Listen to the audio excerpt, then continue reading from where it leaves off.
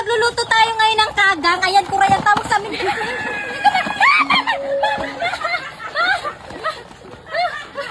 Uy, bigyan! Bigyan! Ano kasi to? Grabe to makakagat. Ayan, nilinisan natin. Ang lalaki nila. Ayan. So, lilinisan natin guys. Kasi ito yung ating uulamin ngayon. Lulutuin ulam. Lilinisan muna natin bago lutuin. So, ang paglilinis nito guys, ginagamitan namin ng brush. Kasi nga itong kagang na to galing sa putik. Ayan, lilinisan natin. Ang laki ng kanyang kagat. Gabi, makaputol to ng daliri pag nakagat ka nito. Ayan. Bawat kuramoy niya, lilinisan talaga. Ibabrush tong mga kuramoy niya, oh. Ayan. Tiggaga ngayon guys, kasi nga sobrang lakas ng ulan.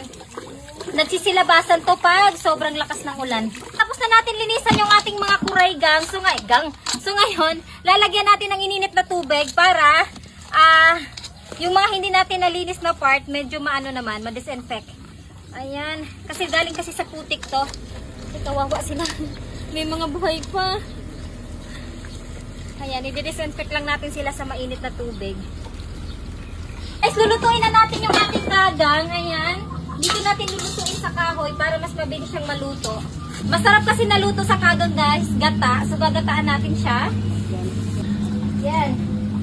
Ayan, kulo na yung ating gata. Ilalagay na natin tong ating mga kagang. Ang laki. Ikaw mauna kasi ikaw ang pinakamalaki. Ayan. Wala, parang hindi ka siya. Oo, meron na. Ay, hala, hindi ka siya. Ang dami nila. Kulang yung aming ano.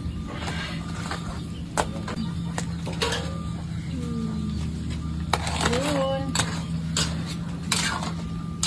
Luto na yung ating kagang. So, kakain na tayo. So, ayan, kakain na tayo. Ayan, luto na yung ating kagang. So, kakailanganin natin dyan ng martilyo at tagtadan, guys. Kasi medyo matigas to. Hindi kaya ng ngipin natin. Ayan. Sobrang laki. Biyakin muna natin. Yeah. Ayan. Sobrang taba, bi.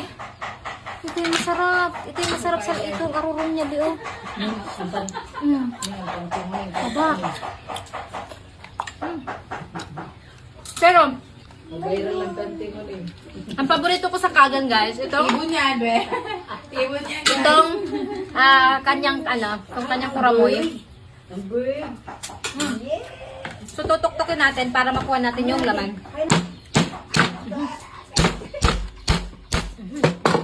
Yan. Oh! Hi! Grabe! Laki! Ang laki!